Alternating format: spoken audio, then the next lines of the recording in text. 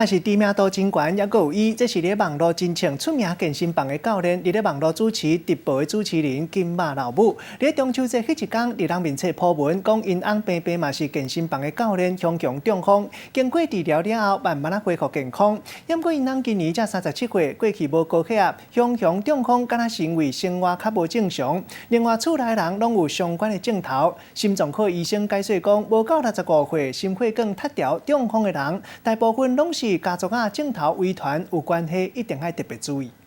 名册顶来分享生活记录，展出结实的好身材，有超过3万名买奖，真有人气的教练金马爸爸，顶礼拜传出雄雄伫咧厝内底中风。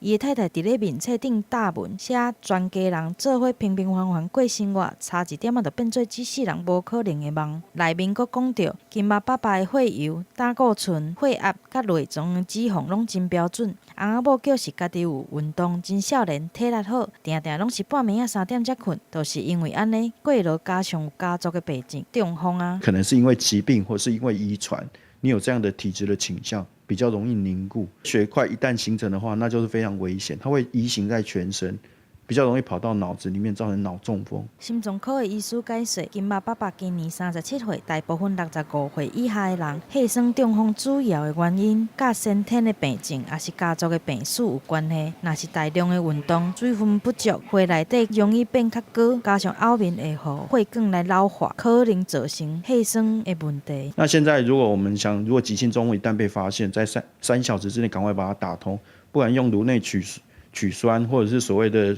血栓溶解剂把血栓溶掉等等，让它恢复循环。到的就是说水分的补充，你如果是这样的一个体质的话，应该要服用抗凝血剂等等。医生提醒，血栓中风无征兆，若是有相关的家族病例，上好是定期来病院做检查，提早来治疗。记者综合报道。